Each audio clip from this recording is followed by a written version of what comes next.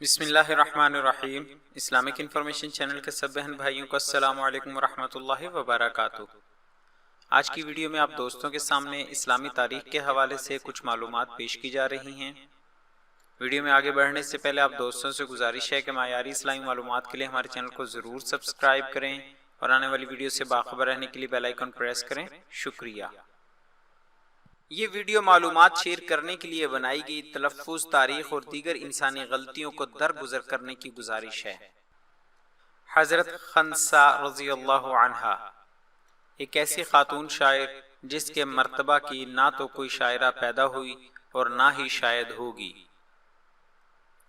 جب تم دیکھو لڑائی پورے زور سے شروع ہو گئی ہے، آتش جنگ کے شعلے چاروں طرف بھڑکنے لگے ہیں اور اس کے خوفناک شرارے پوری طاقت سے میدان محاربہ میں پھیل گئے ہیں، تو لڑائی میں کود پڑو، بے جگری سے لڑو، شمشیر خارا شگاف کو ہاتھ میں تھام کر دشمنان اسلام کی بے خونی کرتے ہوئے مسلسل آگے بڑھتے جاؤ اور فتح و کامرانی کے لیے آخری سہارا اللہ کی ذات اقدس کو سمجھو۔ انشاءاللہ ضرور کامیابی سے ہمکنار ہوں گے۔ دشمن کے مقابلے میں میدان جنگ میں جیت جانا بھی کامیابی ہے اور درجہ شہادت پر فائز ہونے کو بھی فتح و نصرت سے تعبیر کیا جاتا ہے۔ جاؤ ان دو نعمتوں میں سے جو بھی حاصل کر سکتے ہو کر لو، میں تمہاری وجہ سے اسلام کی سربلندی کی خواہاں ہوں۔ یہ وہ الفاظ ہیں جو عرب کی مشہور شاعرہ خنسا نے اپنے بیٹوں کو قادسیہ کے محاذ جنگ پر روانہ کرتے ہوئے کہے۔ خنسا کا اصلی نام تماظر تھا، چونکہ بڑی چست، بڑی مستعد، تیز ترار اور ذہین و خوبرو خاتون تھیں، اس لیے خنسا کے لقب سے معروف ہوئیں، جس کے معنی ہرنی کے ہیں۔ نجد کی رہنے والی تھیں۔ قبیلہ قیس کے خاندان بنو سلیم سے تعلق رکھتی تھیں۔ اس خاتون کے دو نکاح ہوئے۔ پہلا رواحہ بن عبدالعزیز سے ہوا، اس کے انتقال کے بعد دوسری مرتبہ مروان بن ابو عامر کے عقد میں آئیں۔ عرب کی اس نامور اور مشہور شاعرہ کا سلسلہ نسب 7ویں پشت سے عرب کے شہرہ آفاق شاعر امراء القیس سے جا ملتا ہے۔ خنسا کی شاعری کی بڑی دلچسپ داستانیں تاریخ و سیرت کی مستند کتابوں میں مرقوم ہیں اور بڑے بڑے جلیل القدر شاعروں نے اس کی عظمت شعری کا لوہا مانا اور فصاحت و بلاغت کو خراج تحسین پیش کیا۔ جریر عہد بنو امیہ کا مشہور شاعر تھا جو 110 ہجری میں فوت ہوا۔ اس سے جب پوچھا گیا کہ عرب کا سب سے بڑا شاعر کون ہے تو اس نے جواب دیا، اگر خنسا کے اشعار میری نظر سے نہ گزرتے تو میں عرب کا بہت بڑا شاعر ہونے کا دعویٰ کرتا۔ اسد الغابہ میں لکھا ہے کہ ناقدان سخن کا یہ فیصلہ ہے کہ خنسا کے مرتبے کی نہ کوئی عورت شاعرہ پیدا ہوئی اور نہ ہوگی۔ بشار عرب کا ایک مشہور شاعر گزرا ہے۔ اس کا کہنا ہے کہ میں عورتوں کے اشعار غور سے پڑھتا ہوں تو ان میں کوئی نہ کوئی کمزوری ضرور پاتا ہوں۔ لوگوں نے پوچھا کیا خنسا کے اشعار میں بھی کمزوری پائی جاتی ہے؟ کہا نہیں، وہ تو مردوں سے بھی بلند درجے کے شعر کہتی ہے۔ عقیلیہ کو شعرائے عرب نے متفقہ طور پر فن شعر گوئی میں تمام عورتوں پر ترجیح دی تھی، لیکن جب خنسا کے اشعار سامنے آئے تو یہ درجہ فضیلت خنسا کو حاصل ہو گیا۔ دور جاہلیت میں اہل عرب میں یہ دستور چلا آ رہا تھا کہ مختلف مقامات پر شعر و شاعری کی مجلسیں آراستہ کرتے تھے۔ ان مجلسوں میں مرد اور عورتیں برابری کی سطح پر حصہ لیتے تھے۔ ربیع الاول کے مہینے میں جب کہ موسم بہار کا آغاز ہوتا تھا، یہ مجلسیں جمنا شروع ہو جاتی تھیں۔ اس ضمن میں پہلی مجلس دولت الجندل میں ہوتی تھی، اس کے بعد سوق ہجر میں، پھر عمان میں، پھر خضر موت میں، پھر صنعاء میں، پھر جب ذی قعدہ کا مہینہ شروع ہو جاتا اور لوگ حج کے لیے مکہ مکرمہ کی طرف آنا شروع ہو جاتے تو مکے سے چند میل کے فاصلے پر سوق عکاظ میں آخری مجلس آراستہ ہوتی تھی۔ اس میں تمام عرب قبائل کے سردار اور سرکردہ لوگ حاضر ہوتے تھے۔ اگر کسی وجہ سے کوئی سردار حاضری دینے سے معذور ہوتا تو اپنا نمائندہ بھیج دیتا۔ اس میں اہل عرب کے بڑے بڑے فیصلوں کو آخری شکل دی جاتی تھی اور تمام شعراء عرب اپنا کلام سناتے تھے، جس میں اپنی شجاعت و بصالت، فیاضی و سخاوت اور اپنے آباء و اجداد کے کارنامے بیان کیے جاتے تھے۔ یہاں شعراء کو ان کی قابلیت کے مطابق انعامات دیے جاتے تھے اور ان کے درجات و مراتب مقرر کیے جاتے تھے۔ خنسا بھی ہر سال باقاعدہ ان مجالس میں شریک ہوتی تھیں اور ان کے مرثیے بے نظیر سمجھے جاتے تھے۔ جب وہ اپنے اونٹ پر سوار ہو کر آتی تو تمام شعراء ان کے گرد حلقہ باندھ لیتے اور ان کے اشعار سننے کے لیے بے قرار ہو جاتے۔ وہ اپنے شعر سناتی اور مرثیے پڑھتی تو لوگ جھوم جھوم جاتے اور خوب داد دیتے۔ خنسا کو اس مجلس شعراء میں یہ امتیاز اور فخر حاصل تھا کہ ان کے خیمے کے دروازے پر ایک علم نصب کیا جاتا جس پر لکھا ہوتا یہ عرب کی سب سے بڑی مرثیہ گو شاعرہ ہے۔ عرب کا ایک بہت مشہور شاعر زیاد بن معاویہ گزرا ہے جس کی کنیت ابو امامہ تھی۔ وہ نابغہ زبیانی کے نام سے مشہور تھا۔ کثرت شعر گوئی اور نکتہ رسی کی وجہ سے اسے نابغہ کہا جاتا تھا۔ وہ خنسا کے اشعار بہت پسند کرتا اور اسے کھل کر داد دیتا۔ اس نے خنسا سے کہا، تم اس وقت جنوں اور انسانوں کی مخلوق میں بہت بڑی شاعرہ ہو، تمہاری جیسی سخنور آج تک پیدا نہیں ہوئی۔ خنسا کے دو بھائی تھے جو ان سے عمر میں بڑے تھے، ایک کا نام معاویہ تھا، ایک کا سخر۔ ان کے والد کا نام عمرو تھا جو قبیلہ بنو سلیم کا رئیس تھا اور اپنے قبیلے میں بڑی وجاہت و عزت کا مالک تھا۔ وہ خنسا کے عالم جوانی کو پہنچنے سے پہلے ہی فوت ہو گیا، لیکن خنسا کے بھائیوں نے اپنی اس چھوٹی بہن کی اس طرح تربیت کی کہ باپ کی وفات کا صدمہ ان کے دل سے نکل گیا۔ والد کی وفات کے بعد خنسا کی شادی ان کے قبیلے کے ایک شخص عبد العزیٰ سے ہوئی۔ اس سے خنسا کا ایک بیٹا پیدا ہوا جس کا نام ابو شجرہ عبداللہ رکھا گیا تھا۔ عبد العزیٰ شادی سے تھوڑا عرصہ بعد فوت ہو گیا۔ پھر اسی قبیلے کے ایک شخص مرواس بن ابو عامر کے عقد میں چلی گئیں۔ اس سے 3 بیٹے پیدا ہوئے اور ایک لڑکی پیدا ہوئی۔ اس کے بعد خنسا نے شادی نہیں کی، شعر و شاعری ہی کو انہوں نے اپنا مشغلہ قرار دے لیا۔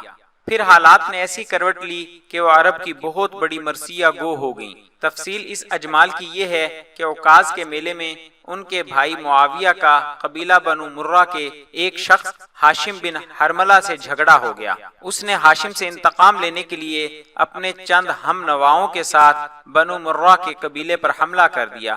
فریقین میں لڑائی ہوئی تو ہاشم کے بھائی ورید نے معاویہ کو قتل کر دیا۔ پھر معاویہ کے بھائی سخر نے اس کا بدلہ لینے کا عزم کیا اور نتیجتاً ورید کو قتل کر دیا۔ اس سے کچھ عرصہ بعد اس نے ورید کے بھائی ہاشم کو بھی موت کا لقمہ بنا دیا۔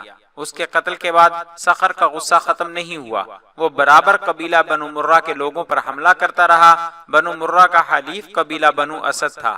موقع پا کر بنو اسد کے ایک شخص نے سخر پر حملہ کر کے اسے شدید زخمی کر دیا۔ خنسا نے بھائی کا بہت علاج کرایا مگر کوئی علاج کارگر نہ ہو سکا اور وہ مر گیا۔ خنسا کو بھائی کی موت کا شدید صدمہ پہنچا اور اس صدمے نے مرثیہ گوئی کی شکل اختیار کر لی۔ پھر اس کی مرثیہ گوئی نے بے حد شہرت پائی۔ معاملہ یہاں تک پہنچا کہ اس دور کے تمام عرب شعراء نے اس کی فصاحت و بلاغت کا لوہا مانا اور اس کی قادر الکلامی کے آگے سر عجز جھکا دیا۔ دوسرے لفظوں میں یوں کہیے کہ بھائی کی موت پر خنسا کے جذبات کا بند ٹوٹ گیا اور شدت غم نے ایسے مرثیے کی شکل اختیار کر لی کہ اسے سن کر تمام عرب میں اس پر اظہار افسوس کیا گیا۔ جب خنسا کی دردناک آواز فضا میں گونجتی تو سننے والوں پر سکتے کا عالم طاری ہو جاتا۔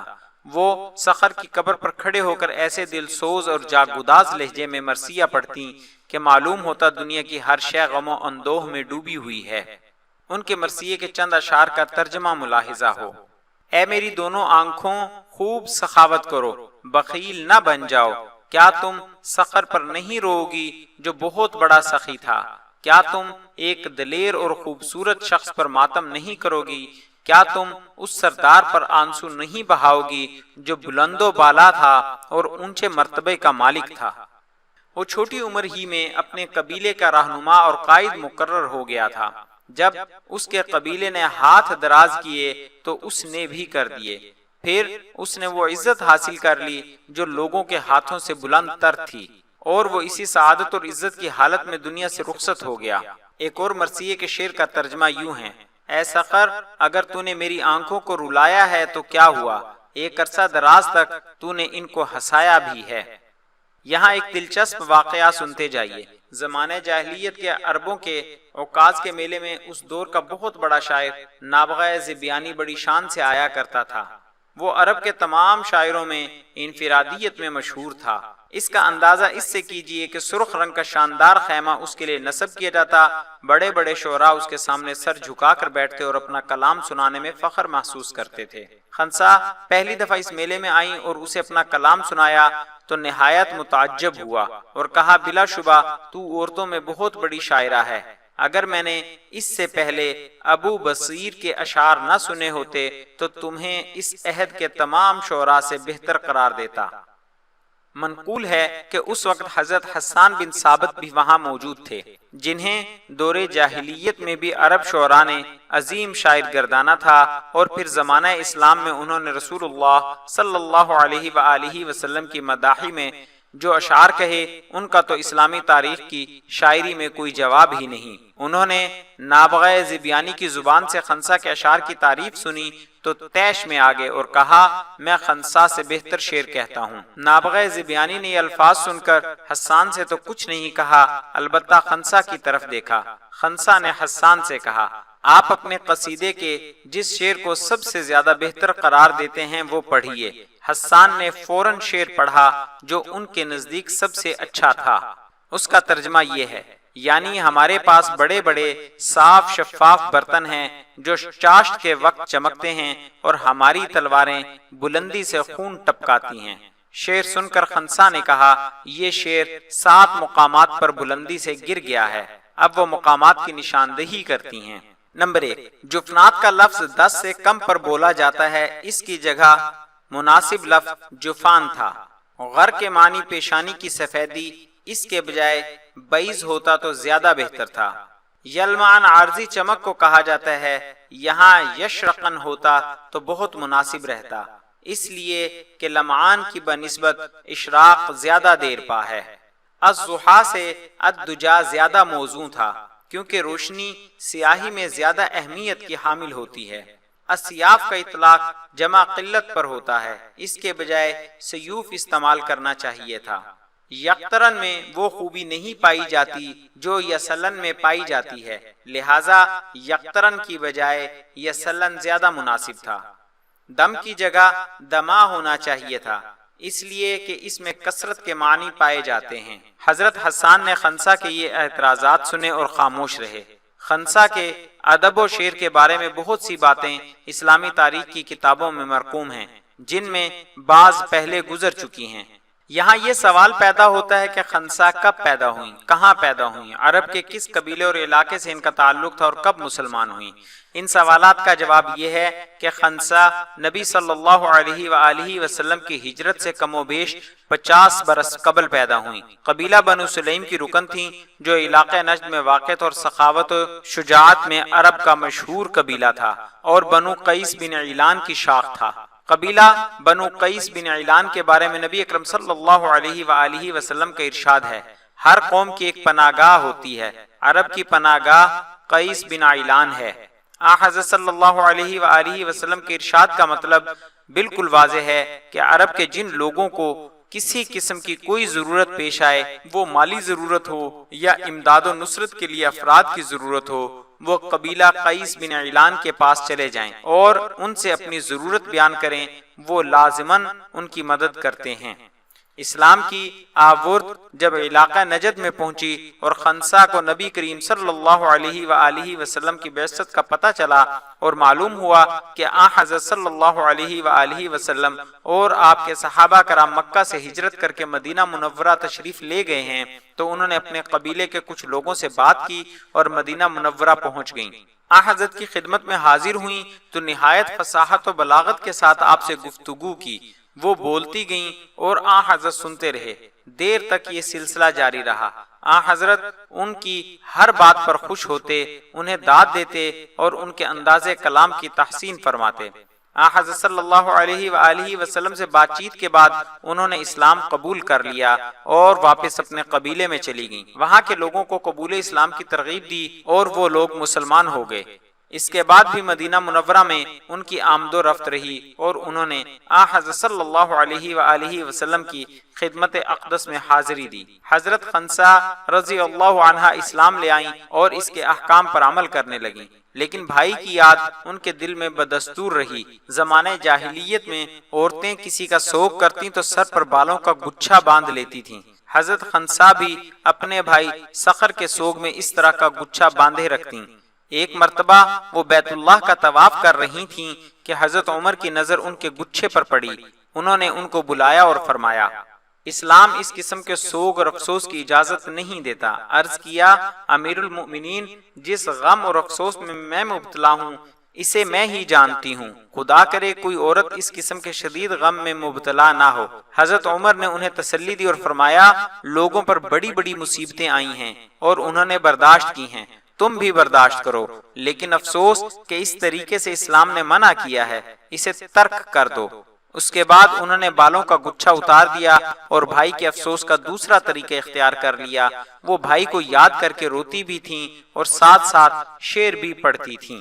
خنسا ام المؤمنین حضرت عائشہ صدیقہ کی خدمت میں بھی حاضر ہوا کرتی تھیں۔ انہوں نے بھی ان کو سر پر بالوں کا گچھا باندھنے سے منع فرمایا۔ بہرحال انہوں نے اسے ترک کر دیا۔ اللہ کی رضا کو تمام معاملات میں مقدم اور اصل قرار دے لیا۔ خنسا صرف شاعر اور مرثیہ گو ہی نہیں تھیں، بہت بڑی بہادر اور جرت مند بھی تھیں، اور شجاعت اور دلیری کی وہ تمام صفات ان میں جمع ہو گئی تھیں جو عربوں کا ترہ امتیاز تھیں۔ چنانچہ 16 ہجری میں حضرت عمر کے دور خلافت میں جب قادسیہ کا مارکا گرم ہوا تو خنسا اپنے چاروں بیٹوں کو لے کر میدان جنگ میں پہنچی اور انہیں محاذ پر روانہ کرتے ہوئے نہایت شجاعانہ اور پرجوش تقریر کی، جس کے چند جملے یہ ہیں: میرے پیارے بیٹو، تم اپنے دل کی گہرائیوں سے ہلکا بگوش اسلام ہوئے ہو اور اپنی رضامندی سے راہ خدا میں ہجرت کر کے آئے ہو۔ تم پر کسی قسم کا جبر نہیں کیا گیا۔ یاد رکھو، اللہ کے سوا کوئی دوسرا لائق عبادت نہیں۔ میں نے نہ کبھی تمہارے باپ سے خیانت کی اور نہ تمہارے ننھیال کو رسوا کیا۔ تمہارا نسب بے داغ اور تمہارا حسب بے عیب ہے۔ تم خوب جانتے ہو کہ مسلمانوں پر اللہ کی طرف سے مخالفین اسلام کے خلاف جہاد کرنا فرض ٹھہرایا گیا ہے۔ اس بات کو اچھی طرح ذہن نشین کر لو کہ عالم جاویدانی کے مقابلے میں یہ دنیا فانی ہیچ ہے۔ اللہ کا ارشاد ہے، مسلمانوں، اللہ کی راہ میں تمہیں جو پیش آئے اسے برداشت کرو اور ایک دوسرے کو صبر کی تلقین کرو، آپس میں مضبوط رابطہ قائم رکھو اور اللہ سے ڈرتے رہو تاکہ تم کامیابی کی دولت بے پایاں سے بہرور ہو جاؤ۔ میرے دل کے ٹکڑوں، دشمن سے پنجہ آزمائی کرنے میں صرف ایک رات کا فاصلہ باقی ہے۔ جو ہی چہرہ شب سے یہ پردہ سیاہ اترا، تم دشمن کے مقابلے میں کھڑے ہوگے۔ سورج کی روشنی اور تابناک کرنیں تمہاری شمشیر خارا شگاف کے جوہر دیکھنے کے لیے بےتاب ہیں۔ تمہارے اندر پاکیزہ خون گردش گناہ ہے۔ بہادری تمہارا شیوا اور لڑائی تمہارا پیشہ ہے۔ جب دیکھو کہ مارکہ کارزار پورے جوبن پر آ گیا ہے، لڑائی کے ہولناک شعلے چارسو بھڑک اٹھے ہیں اور میدان جنگ میں آگ برسنے لگی ہے اور خون کے فوارے چھوٹنے لگے ہیں، تو پورے زور سے لڑائی میں گھس پڑو، انتہائی بے جگری سے لڑو اور بے دریغ تیغ زنی کرو۔ لڑائی میں کود کر فتح و شکست پر نظر مت رکھو، نتائج اللہ کے ہاتھ میں ہیں، اسی سے فتح کے طالب رہو۔ میرے جگر گوشو، اسلام کی حمایت تمہارا فرض اولین ہے۔ یہ زندگی عارضی ہے، بہادر کے لیے بستر کی موت عار ہے اور میدان جنگ کی موت اس کا زیور ہے۔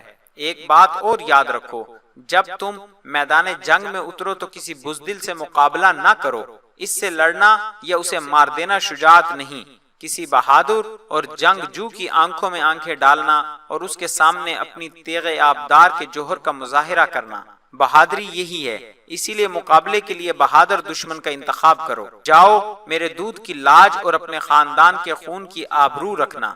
مسلمانوں کے لیے شہادت کی موت افضل ترین موت ہے۔ حضرت خنسا کے یہ بیٹے جنگ قادسیہ سے پہلے بھی کئی جنگوں میں حصہ لے چکے تھے اور داد شجاعت دے چکے تھے۔ اب جنگ قادسیہ میں یہ شہید ہو گئے۔ ان کی شہادت کی خبر خنسا کو پہنچی تو کہا، اللہ کا شکر ہے جس نے مجھے ان کی شہادت کے شرف سے نوازا۔ حضرت خنسا نے جنگ قادسیہ کے 7 سال بعد 24 ہجری کو حضرت عثمان غنی رضی اللہ عنہ کے عہد خلافت میں وفات پائی۔ ایک روایت کے مطابق انہوں نے حضرت معاویہ کی کسی بادیہ میں سفر آخرت اختیار کیا۔